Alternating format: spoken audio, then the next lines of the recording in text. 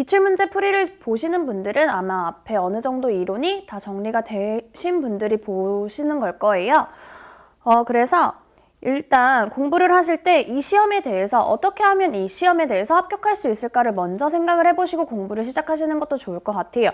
우리가 기사라는 건요, 꼭 100점을 맞을 필요는 없거든요. 사실 100점을 맞으면 좋죠. 100점을 맞으면 좋지만 특히 이 전기자기학 같은 경우에는요, 일단 실기에 거의 안 나온다라는 거죠. 거의 나오지 않기 때문에 일단 우리는 필기를 붙는 목적을 하시면 되거든요. 그 목적을 가지고 공부를 하실 때 기사 시험이라는 게 뭐예요? 100점 상관없고요. 60점만 잡고 가시면 되는 거거든요. 일단 40점 정도만 꽈락만 면하면 된다 라고는 생각을 하실 텐데 그거는 조금 위험 부담이 크니까요. 40점보다는 한 50점, 60점 목표를 가지고 하셔야 평균적으로 60점 맞아서 최종적으로 합격을 하실 수 있을 거예요. 전기자기학 같은 경우에는요, 사실 계산 문제가 많아요. 그래서 내 실력을 가지고 일단 판단을 하시고 맞을 개수를 좀 생각을 해보시는 게 좋을 것 같아요. 내가 계산 문제에 좀 자신이 있다 라고 하시는 분들은 60점, 70점 목표로 가지고 가시면 되는 거고요. 근데 나는 계산 문제가 조금 어렵다, 식이 너무 많아서 힘들다 라고 하시는 분들은 자기학 같은 경우에는 그냥 50점 정도까지만 목표를 가지시고요. 한 10문제인 거죠. 20문제 중에서 한 10문제 정도만 맞겠다라는 거 가지고 가시고, 그리고 대신에 다른 파트에서 조금 더 2개, 4개 이 정도로 더 맞아주시면 되는 거거든요. 그래서 내 실력을 좀 파악을 해보시고 내가 부족한 게 무슨 파트인지 파악을 하셔서 나는 전기자기학이 조금 어렵다라고 하시는 분들은 50점을 목표로 가지고 가셔도 충분히 필기 합격하는 데는 어려움이 없을 거다라는 거죠. 그리고 문제를 풀어보시면 아시겠지만 중복되는 문제가 많이 있어요. 일단 기사시험이라는 것 자체가 매년 새로운 문제가 나오진 않거든요. 거의 한 60%에서 70% 정도는 문제은행에서 출제된다라고 생각을 하시면 돼요. 그래서 문제은행에서 출제된다라는 건 그만큼 기존에 있었던 문제를 가지고 출제가 되는 것이기 때문에 그거에 맞춰서 우리도 공부를 하면 된다라는 거죠. 공부를 했을 때 문제가 계속 반복돼요. 그러면 그만큼 문제가 많이 출제되었으니까 그만큼 나올 확률도 더 높다라는 거죠. 그렇기 때문에 우리는 공부할 때 반복이 되게 중요하거든요. 제가 설명을 할 때도요, 그 이론에 대한, 이 문제에 대한 이론, 그거 하나만 설명하는 건 아닐 거고요. 그거와 관련된 비슷한 유형까지 같이 정리를 해드릴 거예요. 그러면 처음에는 모르셔도 돼요. 그럼 이걸 계속 보시다 보면 여기 이 문제 아까 전에 나왔었던 문제인데 아까 전에 나왔었던 문제인데 라고 느껴지실 거거든요. 그러니까 그렇게 반복적으로 봐주신다라고 생각을 해주시면 돼요. 그래서 나중에 만약에 혹여나 시험을 봤는데 모르는 문제가 있다라고 했을 때 찍을 때 생뚱맞은 문제를 답으로 찍지 마시고 많이 봐왔던 그러한 식들을 위주로 좀 찍어주시면 정답이 더 확률이 높을 거거든요. 그렇기 때문에 좀 공부를 하실 때 반복적으로 보는 게 가장 중요하다를 좀 생각을 해보시고 시작을 하셨으면 좋을 것 같아요. 네, 그래서 오늘 수업 1번부터 시작을 하도록 할게요. 1번 문제 볼게요. 1번 문제 보시면 지금 평행평판 공기 콘덴서의 양극판에 플러스 시그마, 마이너스 시그마의 전하가 분포되어 있다. 이 두 전극 사이의 유전율 입실론인 유전체를 삽입한 경우에 전개는 이라고 되어 있죠. 그리고 단 유전체의 분극 전하 밀도를 플러스 시그마 프라임, 마이너스 시그마 프라임이라고 한다라고 되어 있네요. 그러면 지금 문제를 보실 때 항상 이렇게 읽고 나서요. 그리고 제일 중요한 거는 이 문제에서 중요한 키워드가 뭔지를 잡고 가셔야 되는 거죠. 여기에서 일단 전개를 물어봤어요. 이제 전개가 키워드가 될 거고요. 그리고 단 유전체의 분극 전하 밀도를 주어졌는데요. 분극 전하 밀도다라는 건 뭐예요? 분극 전하를요, 지금 단위를 봤더니 면적으로 나눠주고 있거든요. 그럼 이 면적에 대해서 단위 면적당의 분극 전하의 색이다라는 거. 이건 뭐였어요? 앞에서 배웠었던 4장에 나왔던 분극의 세기를 의미하거든요.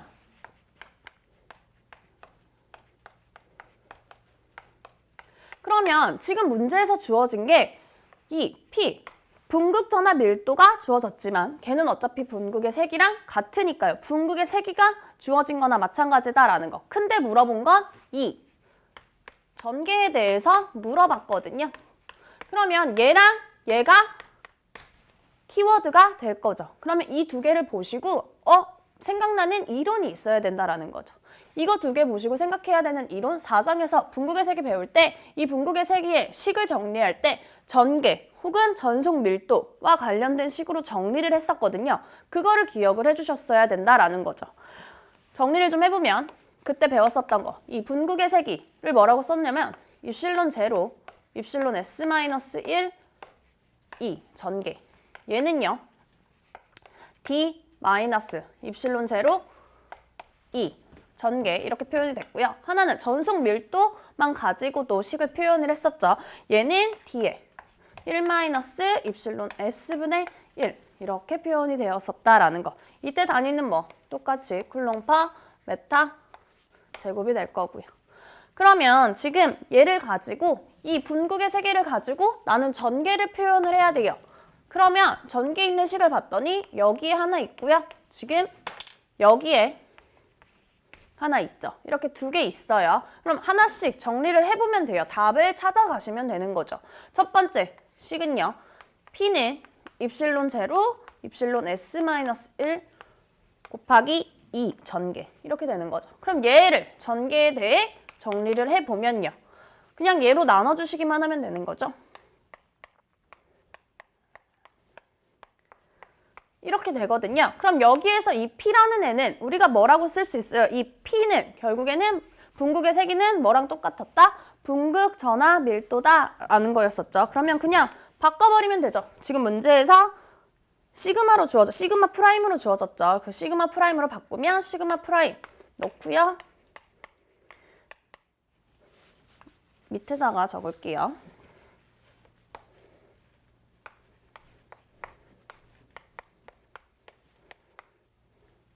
이렇게 된다라는 거죠. 근데 지금 이거와 관련된 보기가 보이지 않는다라는 거죠. 그러면 두 번째 식을 가시면 돼요. 두 번째.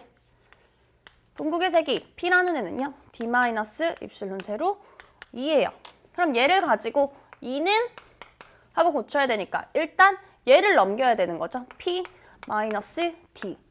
근데 얘는 넘겼더니 뭐가 돼요? 얘만 여기가 마이너스니까요. 우리 그냥 얘를 넘길게요. 얘를 넘기고 얘를 넘기는 게 편하겠네요. D 마이너스 P가 되겠죠. 그럼 얘가 원래는 입실론 제로 2가 D 마이너스 P 전속 밀도 마이너스 분극의 세기인 거고요.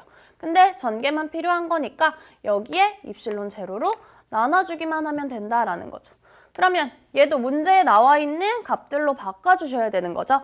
지금 첫 번째 문제에 보시면 양극판에 플러스 시그마 마이너스 시그마의 전하가 분포되어 있다라고 되어 있죠. 그럼 이 전속 밀도 대신에 지금 주어진 게 뭐예요? 전하 밀도다라는 거죠. 전속 밀도나 전하 밀도.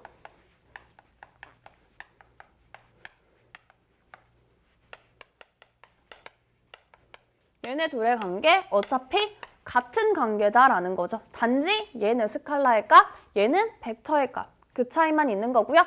크기는 어차피 똑같다라는 거. 그러면 이 전속 밀도 대신에 전하 밀도 시그마를 써도 되는 거고요. 아까 분극의 세기 대신에 분극의 세기 대신에 분극 전하 밀도 시그마 프라임 쓰시면 된다라고 했었죠.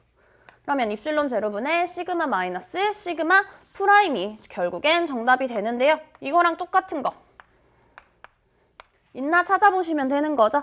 지금 보시면 이거랑 똑같은 게 4번에 있네요. 그래서 정답은 4번이 되더라라는 거. 그래서 문제를 푸실 때는 이렇게 푸시면 돼요. 문제를 보고 키워드가 뭔지를 일단 찾아주시는 거죠. 키워드 체크해 놓으시고 이거와 두 개와 관련된 식이 뭐가 있지 생각을 해보시는 게 우선이다라는 거. 그래서 지금 1번의 답은 4번이 되고요. 다음번 2번 보도록 할게요.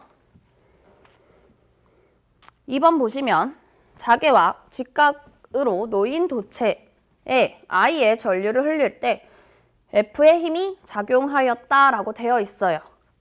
그럼 일단 뒤에 보기 전에요. 이것만 보고도 일단 생각이 하셔야 되는 게 있죠. 자개와 직각으로 놓인 도체에 전류를 흘렸대요. 자개 내에 뭐래요? 전류를 흘렸대요. 그랬더니 뭐래요? 힘이 작용하였다라는 거죠. 힘. 그냥 일단 생각이 안 나면 힘. 이렇게 적어 놓으시면 되는 거죠. 그러면 이거와 관련된 내용이 뭐가 있는지도 생각을 해주셔야 되는 거죠. 이거 우리 언제 배워요? 8장에서 배우죠. 8장에서. 플레밍의 왼손 법칙이죠. 그래서 플레밍의 왼손 법칙이라는 것 자체가 자개 내에 전류를 흘렸더니 그때의 힘, 전자력이 발생됐다라는 거. 그래서 이때 식은 어떻게 정리돼요? F는 IBL의 사인 세타 라는 값으로 정리되었었다라는 거죠. 그러면 위에를 보고 얘예요? 얘를 생각을 하셔야 되는 거고요. 그 다음 볼게요. 이 도체를 V의 속도로 자개와 직각으로 운동시킬 때의 기전력 E는 이라는 거. 그러면 일단 기전력 생각을 하셔야 되는 게 뭐예요? 기전력이 나오면 패러데이 생각하셔야 되는 거죠. 유도기전력이든 기전력이든 나오면 일단 패러데이 생각을 하셔야 되는데 지금 얘는 뭐예요? 도체, 그러니까 자개 내인 거죠. 얘도 자개 내. 얘는 도체를 운동시켰대요. 그랬더니 기전력이 발생하더라. 그 기전력, 패러데이 법칙인데 패러데이의 실험 두 번째를 생각을 해보시면 되는 거죠. 그게 뭐예요? 플레밍의 오른손 법칙이거든요. 그래서 자개 내에 도체를 운동시켰더니 뭐예요? 운동시켰더니 시간에 따라서 자속의 크기가 달라지더라. 그래서 그거에 의해서 힘, 유도기전력이 생기더라 라는 내용이었거든요. 그래서 얘는 식이 어떻게 돼요? 유도기전력 E는 VBL의 사인 세타다 라는 식으로 정리가 되죠. 그러면 지금 보기를 보시면 지금 힘 F와 관련된 식으로 정리가 되어 있네요. 기전력 이거를 물어본 거거든요. 그냥 이게 답이 있었으면 그냥 이게 바로 정답이 됐을 거예요. 근데 그게 아니고 지금 이 힘 F와 관련된 식을 찾아줘야 된다라는 거. 이 F를 문제처럼 소문자 F라고 적어 볼게요. 그러면 식을 좀 바꿔주셔야 되는데요. 바꿀 때 어떻게 바꿔요? 똑같은 거 있는 거 찾아보시면 되겠죠. 지금 여기 봤더니 BL 사인 세타가 똑같이 존재하대요. 그럼 BL 사인 세타를 F와 관련된 식으로 바꾸면 양변에 I만 나눠주시면 되는 거죠. 그러면 I분의 F가 돼요. 그러면 BL 사인 세타에 얘를 대입을 해주시면 된다라는 거죠. 대입해보시면 V 속력 곱하기 I분의 F다라는 거. 그래서 I분의 F V의 값이 되더라라는 거죠. 단위는 볼트가 될 거고요. 그래서 지금 이거랑 똑같은 거 지금 보기에 찾아보시면 2번에 있네요. 그래서 2번이 정답이 되더라라는 거. 플레밍의 왼손 법칙, 오른손 법칙 둘 다 중요하거든요. 그렇기 때문에 이 내용을 잘 알고 계셔야 돼요. 항상 플레밍 무슨 법칙 이렇게 나오면 말로 풀어서 많이 나와요. 그러면 이 말을 가지고 지금 얘도 말도 키워드인 거잖아요. 자개 내, 전류, 힘 이 세 가지만 보고 플레밍의 왼손 법칙이다. 그러면 식 하나 생각을 해주셔야 되는 거고요. 그리고 또 자개 내 도체를 운동시켰대. 그랬더니 기전력, 힘 얘도 똑같이 어차피 힘인 거죠. 힘이 발생됐대. 라고 하면 얘는 도체 운동이니까 플레밍의 오른손 법칙에 관련된 내용이구나. 그러면 식이 이거였지? 라는 거. 그래서 이렇게 좀 연속적으로 생각을 해주셔야 언제든 사용을 하실 수 있어요. 얘 따로 암기하시는 것보다요. 얘를 생각을 하실 때 얘를 같이 생각을 해주시는 게 다른 문제에 응용을 하는데 훨씬 도움이 되실 거예요. 그래서 전자기학을 좀 공부하실 때는요. 얘만 문제 이것만 나왔어. 난 이것만 볼 거야 하지 마시고요. 좀 연결해서 내가 외워야 되는, 알고 있어야 되는 게 뭔지 좀 연결해서 보시면 돼요.